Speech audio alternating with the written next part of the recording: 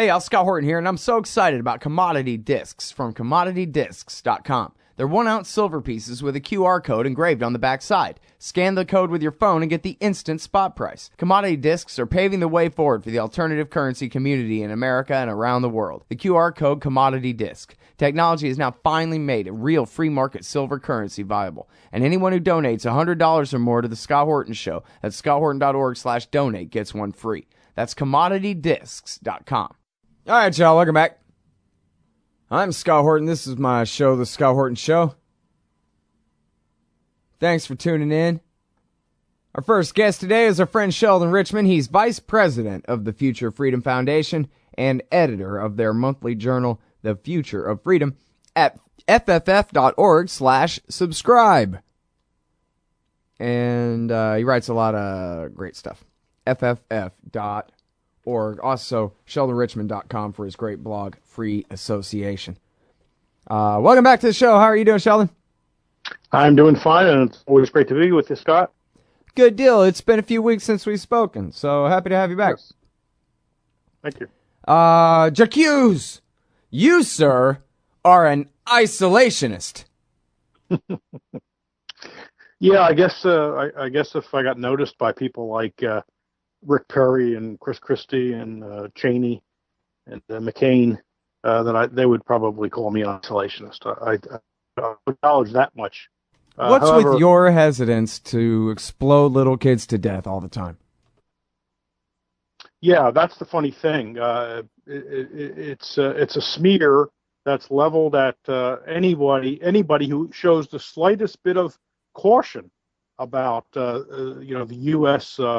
Plunging into foreign conflicts. I mean, you don't have to be an outright opponent of foreign intervention. You just need to be somewhat skeptical and more cautious than, I guess, the plumb line set by Cheney. So if you're, let's say, to the left of Cheney, no matter how far, it could be like an inch, he's going to call you an isolationist. And that's what we see in the case of, them going after Rand Paul. They're obviously worried that Rand Paul may, go for the presidential nomination. And so they're smearing him, even though he's hardly a principled non-interventionist. Yeah, it seems like no matter how hard he tries, they can't shake the idea that he's just like his dad. Right. Well, that's when someone's engaging in a smear, you keep things kind of general and fuzz it up, and you don't want to get too specific because it may show that your smear is nothing but an attempt to discredit somebody. Yeah, I mean, his response to Perry was, "Hey, I'm for bombing Iraq just as much as you are. So, what are we talking about here?" That's right. He says he would not object to bombers going in, airstrikes, as he put it, or sending arms. He did express some concern about sending money to Maliki, but that in itself doesn't constitute non-intervention. And even his reasons for not sending troops were sort of weak. Now, maybe he has better reasons and just didn't state them in this brief interview that I linked to in my piece. But he said it would be too confusing to the troops to send them to Iraq because they'd be fighting the people whose side we're on in Syria. Well, does that mean it would be unconfusing and therefore okay if the U.S. government weren't on the same side in Syria? In other words, if the U.S. government was not trying to oust Assad, Syrian President Assad, which is also what the ISIS types and al-Nusra and al-Qaeda types are trying to do. If we weren't doing that, does that mean then, since it wouldn't be as confusing, it would be okay to send troops? The other reason he gave for not sending troops is why should we send Americans to fight for Iraq when Iraqis won't fight for Iraq? Well, that sort of leads to the implication that if the Iraqi army suddenly woke up and reconstituted itself and stood its ground rather than running away like it did in Mosul and other places, that therefore, since Iraqis would be demonstrating a will to fight for their own country, we shouldn't be hesitant about sending American troops to fight for Iraq. So, when you offer reasons like that, you offer it's muddy. It's muddy. You want to be as clear as possible for the American people. If you're truly a non-interventionist, you should say that. If you're not truly a non-interventionist, and you only have these sort of lesser reasons, well, then let's not call the person an isolationist or a non-interventionist. Yeah. Well, and that's the other thing is he could just be run-of-the-mill conservative, not a neocon ideologue, but a run-of-the-mill conservative pro-interventionist, and just be intelligent and have a lot better reasons for staying out of the current conflict in Iraq than the ones that you just mentioned, that he's mentioned. You don't have to be a libertarian or a liberal or a conservative or anything to say, hey, look, you know what? Our intervention before created this mess, and if we go in there and start bombing the Islamic State now, that might be the thing that actually turns them against us. Whereas right now, they've got their own problems dealing with everybody else in the region. Something like that at least makes sense, that it would be putting the American people at risk, for example, right? You don't have to be a libertarian to think that. But again, like you're saying, he comes off with, these kind of, I don't know who tells him to say these things. Yeah, you can come up with a fairly pragmatic case for why it's not a good idea without invoking libertarian principles, as you say. You see Cheney and Perry and that group. They want to say that what's wrong with isolationism is, and again, they're using the term isolation. We can talk about why that's an inappropriate term, but they say the reason. They say isolationism is based on the idea that what happens in the rest of the world can't affect us. In other words, we got the oceans to protect us. So that's not the reason for isolationism or non-interventionism. And a pragmatist could say back to Cheney and that group, no, we're not saying that we can be a fortress and untouched. We obviously can be attacked. The planes were flown into the World Trade Center. A plane was flown into the Pentagon. Another plane was headed maybe for the Capitol that went down to Pennsylvania. That's not there's no such claim that the oceans make us safe. The claim is that if we acquire other people's enemies, then we will get attacked. That's the pragmatic claim. And I know in the case of ISIS or ICE, I guess it's now called ICE, right? Because it's just the Islamic State. So rather than ISIS. So they claim, well, we got people there who carry European passports or even American passports. So that means they could come back and attack. Well, a couple things. Number one, they people like that could think of that anyway, whether no matter what's going on. But if you start sending in bombers and ground troops, which I guess no one's really called for yet, aside from special ops, which count as ground troops, of course, but not thousands and thousands of them. If you do those things, then the U.S. government is just putting targets on its back, right? Saying, "Hit me." That's the pragmatic case without even principles. You're inviting retaliation. You're creating the desire for vengeance if you participate. It doesn't make some crazy idea that it doesn't pretend that there aren't airplanes that people could fly across the ocean. That's part of the smear, right? You misstate the position enough times, and if you don't answer back, like Rand Paul's not doing, then people, the spectating audience, the people just sort of watching and reading this, will say, well, yeah, that seems like a good argument, but you got to give the counter argument. Right. Well, and, and I'm sorry, because I always get stuck on the Rand Paul tangent here, but, it's just part and parcel of his whole weakness here is because his name is Paul, all these people are going after him hardcore, but he is not prepared. All he comes back with, as Phil Giraldi wrote in his recent piece, these bumper sticker slogans about, oh, they hate us and burn our flag and whatever. Who's burning our flag? He wants people to just think of what Clips and Nightline from 1979 is supposed to be the basis of his entire foreign policy, is a bunch of cliches and crap, when he's the son of Ron Paul, and when he's got the hugest hill to climb when it comes to winning this fight inside the Republican Party. But he wants to go in there, with one hand tied behind his back and his other hand with no gun in it, because he's just too damn lazy and unprincipled. to find out the truth and so win such arguments. But anyway, we'll be right back with Sheldon Richman on isolationism and Rand Paul in just a second. Hey, Al Scott here. First, I want to take a second to thank all the show's listeners, sponsors, and supporters for helping make this show what it is. I literally couldn't do it without you. And now I want to tell you about the newest way to help support the show. Whenever you shop at Amazon.com, stop by ScottHorton.org first, and just click the Amazon logo on the right side of the page. That way the show will get a kickback from Amazon's end of the sale. It won't cost you an extra cent. And it's not just books. Amazon.com sells just about everything in the world except cars, I think. So whatever you need, they've got it. Just click the Amazon logo on the right side of the page at ScottHorton.org or go to ScottHorton.org/Amazon. All right, you guys, welcome back to the show.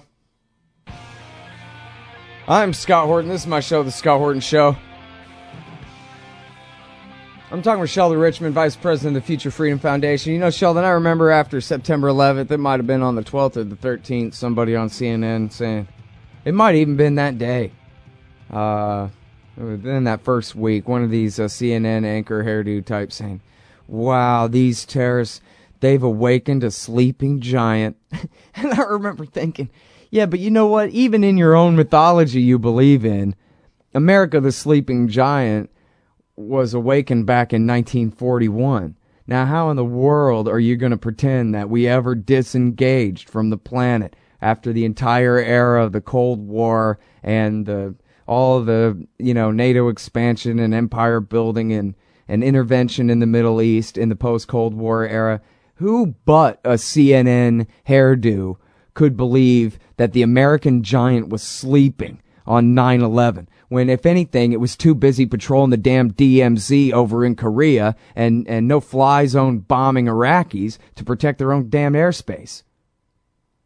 Yes, I addressed that briefly toward the end of my piece. That's very important. It's very important to the Cheney style case. If they're going to make their case, they have to get the American people to believe that 9/11, came out of the blue.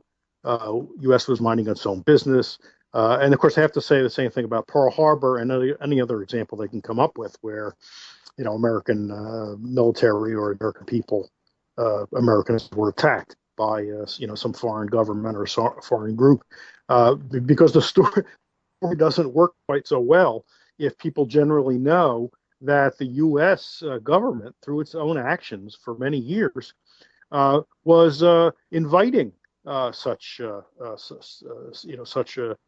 attacks. By inviting, I don't say they necessarily self-consciously were trying to bring it about. Although in the case of Pearl Harbor, we know plenty about Pearl Harbor, and there's no excuse for people to pretend that it's otherwise. I mean, we have the Secretary of War at the time, Henry Stimson, saying just a week or so before Pearl Harbor, a little more than a week, in his diary, saying, reporting on a meeting of the War Cabinet, saying that our goal was to figure out how to maneuver Japan into firing the first shot. I mean, there's no secret here. You don't even have to read all the revisionist work that's been done over the years, although that's easily accessed. Same thing with 9/11. I mean, you really have to be self-blinded to think that the U.S. was sort of an isolationist.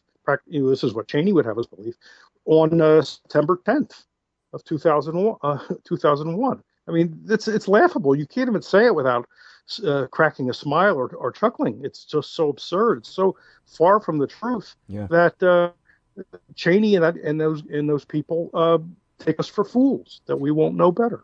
Well, you can see how it's superficially plausible, though. When people think of the 1990s, they think that that's peacetime.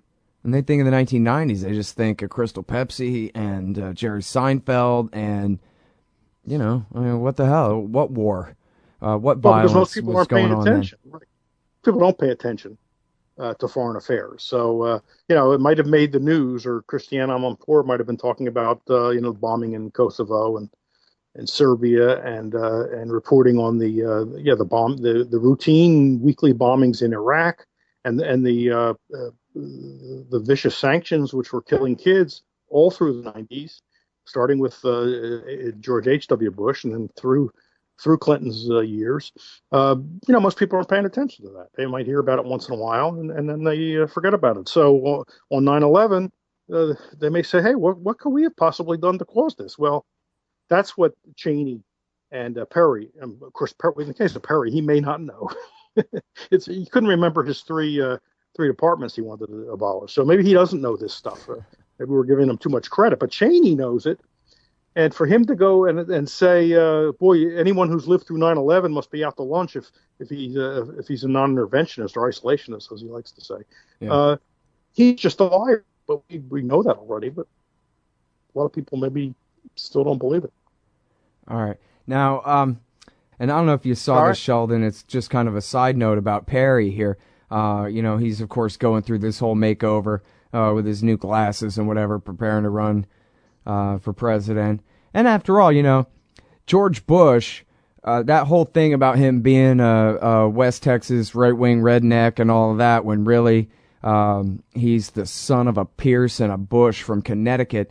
Basically, he was just ripping off Rick Perry's whole costume and shtick there. And so I could see why Perry thinks that if Bush can win the presidency by pretending to be Perry, then he can be the president, being himself, kind of thing. But anyway, so he's doing all his, tutoring, just like Bush did before he became the president. They brought Paul Wolfowitz and all them to town to tell him the facts of life. In this case, Perry, and I almost can't believe this, but why not? Perry went and had an extended meeting with Douglas Feith and Bill Luty, these specific neocons that ran the Office of Special Plans that lied us into war in Iraq. They aren't just, two neocons who wrote a couple of bad things for the Washington Post or something. These are some hands-on, horrible neocons. Luty, that's Karen Katowski's boss. The guy that she wasn't in the Office of Special Plans, but he was also her boss on another project kind of thing. But anyway, close enough. That's how she knew so much about it. And these are the guys who were telling Rick Perry what to think and what to say. I mean, I don't know what to say about it or what to ask you about it, but can you believe that, Sheldon? Well, that's a question. That qualifies as a question. That's playing. That's the safe way to go if you're running for president and you really hope to get the nomination, and you don't want the neocons attacking you, so you go and get advice from them on foreign policy. There's a pragmatic wisdom there. I mean, principle or life and death or war and peace. But if you don't want those those guns aimed at you, the neocon guns, with the Weekly Standard announcing you got to go have sessions with those people, and that way you'll get their blessing. I mean, it's ridiculous. You see this in other ways. I mean, I keep laughing at Chris Christie going before Sheldon Adelson in Las Vegas and slipping and using the word occupied territories, and then he has to go to him like the Godfather, right on his knees, saying, "Please forgive me, Godfather. I didn't mean to say occupied territories," because apparently the harshest phrase you're allowed to use is disputed territories. Yeah, well, and of course, in context, he was saying, and when I looked out of the helicopter down at the occupied territory, I thought to myself, poor little Israel. How can they ever protect themselves from this massive occupied juggernaut of helpless helots that they rule? Yeah, and let's not let Rand Paul off the hook, because he wrote that National Review Online piece after this conflict broke out, the most recent battle between Hamas and Israel, fully in Israel's corner, calling for an end to any government aid to the Palestinian Authority or any Palestinians whatsoever, which I'm in favor of if you cut all aid. But he just wants to cut that. He just wants to end that. He was silent about the $3 billion in military aid that taxpayers provide Israel every year. And when you're silent on that and you're calling for an end to aid to Palestine or the Palestinians, it's very clear what your position is. So he's put himself firmly in the AIPAC camp. How's that non-intervention? Yeah. Well, I just actually sent him a tweet. You inspired me. I just sent a tweet to Rand Paul. Israel still too restrained for you? Yeah. Yeah, it's really sickening, isn't it? You know who I like? Ron Paul. I about worship Ron Paul because, and you know what? He's not as pure as the Sheldon Richman driven snow when it comes to libertarianism. He has his faults, like on the border and other things like that. But he has done so much for spreading still real libertarianism out there to the world. And on all of the most important things to me, especially on issues of war and peace, he's just batting 10,000 here. And he's always said, when it comes to this question, that no, you're the isolationists. You're the ones who put on trade sanctions all the time. You're the ones who wage these wars that turn the opinion of humanity against our country. You're the ones who do, every practical thing you do is isolating, where all I want is open engagement and trade and friendship with all. So who's zooming who here on isolationism? That's the real answer, is turn it around and smack them in the face with it, because they're the ones who are always going around picking fights. That's right. That is the point, and that was the plea, really, of my article. Call us what we are, anti-interventionists. That's an anti-war. That's what we are, Absolutely. Not isolation. All right, well, thank you so much for your time, Sheldon. Great to talk to you again, as always. Anytime, Scott. Thank you. Sure appreciate it. All right, y'all, that's Sheldon Richman. He's at fff.org. Again, the isolationist smear. Oh, John Kerry's Mideast peace talks have gone nowhere. Hey, y'all, Scott Horton here for the Council for the National Interest at councilforthenationalinterest.org. U.S. military and financial support for Israel's permanent occupations of the West Bank and Gaza Strip is immoral, and it threatens national security by helping generate terrorist attacks against our country. And face it, it's bad for Israel, too. Without our unlimited support, they would have much more incentive to reach a lasting peace with their neighbors. It's past time for us to make our government stop making matters worse. Help support CNI at councilforthenationalinterest.org. Hey, Scott Horton here to tell you about this great new book by Michael Swanson, The War State. In The War State, Swanson examines how Presidents Truman, Eisenhower, and Kennedy both expanded and fought to limit the rise of the new national security state after World War II. If this nation is ever to live up to its creed of liberty and prosperity for everyone, we are going to have to abolish the empire. Know your enemy. Get The War State by Michael Swanson. It's available at your local bookstore or at Amazon.com in Kindle or in paperback. Just click the book in the right margin at scotthorton.org or thewarstate.com. Hey, y'all, Scott Horton here for WallStreetWindow.com. Mike Swanson knows his stuff. He made a killing running his own hedge fund and always gets out of the stock market before the government-generated bubbles pop, which is, by the way, what he's doing right now, selling all his stocks and betting on gold and commodities. Sign up at WallStreetWindow.com and get real-time updates from Mike on all his market moves.